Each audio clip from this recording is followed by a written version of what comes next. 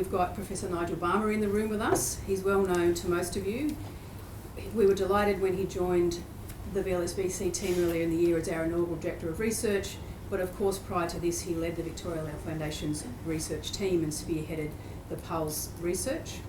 He's an expert on legal needs surveys around the world, and he's also very creative with acronyms and puns. So I'm going to hand over to Nigel to take us through the next part of this morning's event.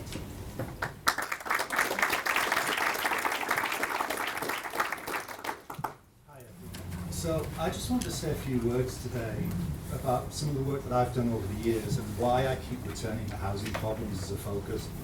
So when Sue mentioned this programme to me, I said, I'm really quite enthusiastic about it. She said, would you like to say some words? And I said, absolutely. Can I ramble on about research methods in the middle? And she said, under no circumstances. And yet, here we are. Okay.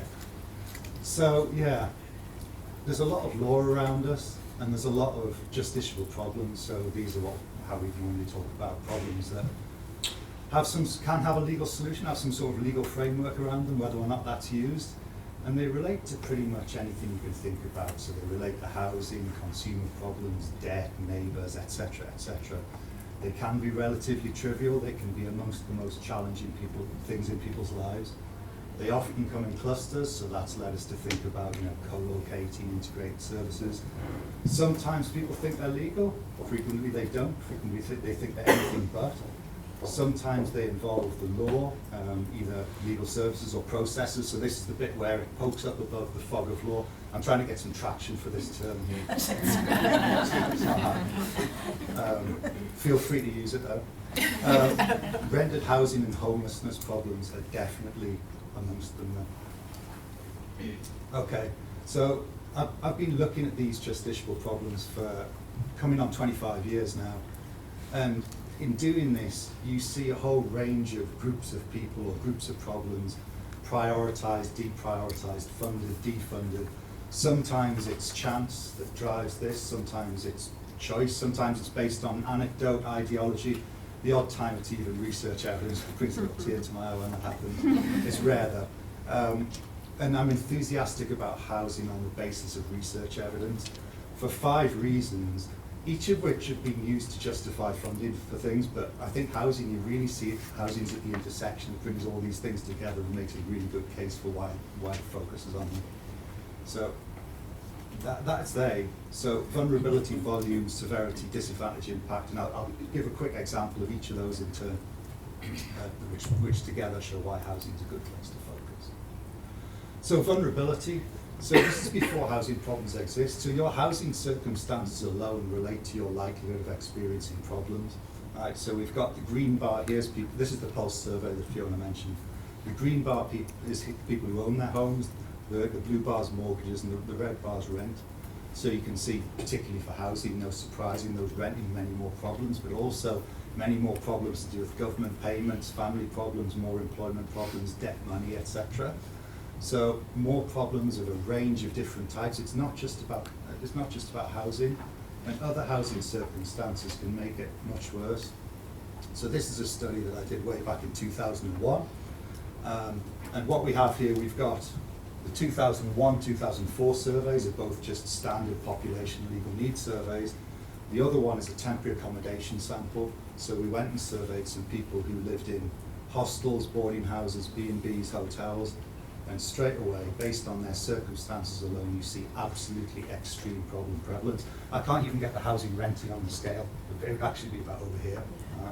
But you're also seeing huge prevalence of employment problems, of benefits problems, domestic violence, discrimination, immigration, etc. They also took no action far more often, commonly because they thought nothing could be done. So that's vulnerability. There's also just volume. So circumstances are one thing, but circumstances also frequently transform into problems or disputes. And this happens a lot for housing. So this is just a simple figure from PULSE. And the second most prevalent problem after goods and services is housing.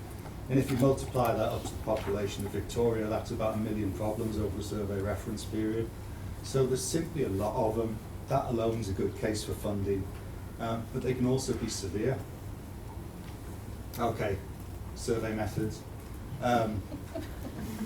So when we're trying to find out whether problems are severe or not, right, you can give people a scale like this, right, and this is what we did historically, right, most severe, least severe. But the problem is someone's toaster catches fire and they might put that, it's terrible, put it up the top. So what you need in order to get people to put them in appropriate places is some anchor points, so you can define what's more or less severe. And in order to get to that, you have to ask people what they think of a range of things. So this is how we did it. We gave them 100 different things. Some of these were justiciable problems, some of these were other things, being burgled, threat of eviction, being subjected to unfair disciplinary procedures at work. Other things, being diagnosed with diabetes was in there, and we get them to rank them on this scale. Right? And the idea is we try and find out which justiciable problems are not only meaningful to everyone, but uniformly viewed as amongst the most or least severe, so we can get to this anchor point and measure severity. Horrible figure. I took all of the titles off it, but this is all of the 100 problems. So here, right, these are the least severe ones, and these are the most severe ones. And if you can spot the little red bars, that's the housing ones, housing and homelessness, and they're dotted all over. But several of them are amongst the most severe problems anyone can imagine. And right up here, this one here, the second most severe problem, only having a child abducted is rated as more severe than losing your home and ending up sleeping on the street. This paired with applicability means that when we measure severity in these surveys around the world, it looks like this. So this is our example of how bad it can be. So they can be amongst the most severe problems. They're certainly amongst the most, what people perceive to be amongst the most severe problems you can have. But they're not just perceived as severe, they really are severe, and they're at the heart of what Elizabeth Tobin Tyler described as a vicious cycle of vulnerability. So we see non-payment of rent leading to eviction, leading to homelessness, interacting with health problems, interrupting or disrupting your ability to work, leading to loss of income, poverty, leading to non-payment of rent, etc. In addition, research that we've done, myself and Hugh McDonald as well, who's in the room, we see the problems persist and cluster. They're much more common amongst disadvantaged groups. They're often not recognised as legal. They routinely have needs that go unmet. They're related to disadvantage, but more than that, they're often the cause, they're often the consequence. And they have really significant impact on people's lives. They don't just occur in isolation. Legal problems, about 80% of the time in the Pulse survey, resulted in adverse consequences. Huge volume of stress, loss of confidence, having to move home, damage to relationship, being harassed, threatened or assaulted, ill health or injury, loss of employment. So it's impact that extends beyond individuals, the health and other public services. We didn't cost it here, but if you try and cost these impacts, no matter how you do it, you end up with a huge number. That's when we did it back in 2006, across all justiciable problems. So we assigned costs to the impact, and we came up with knock-on costs to individuals, health and other public services in the UK was about 13 billion. All right, so bringing these things together, I thought I'd just give you a quick case study where you see volume, vulnerability, disadvantage, severity, and impact all together in one thing.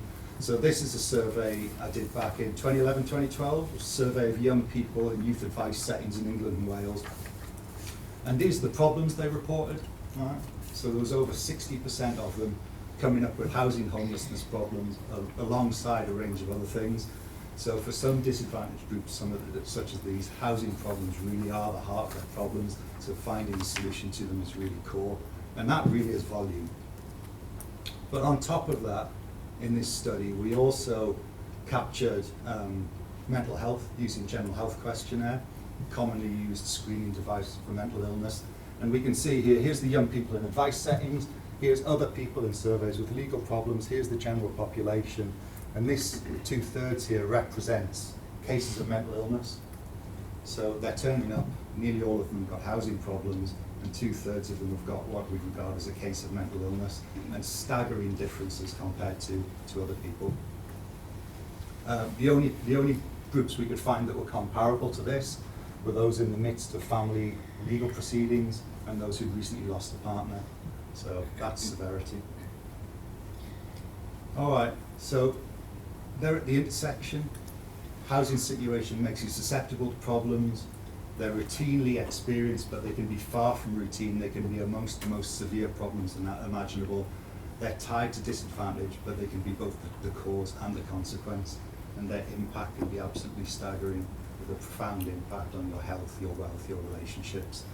So, yeah, if you're interested in volume, disadvantage, and severity and impact, you'll find housing problems right at the intersection of these things. And that's why I think this is a good scheme. So, thank you very much.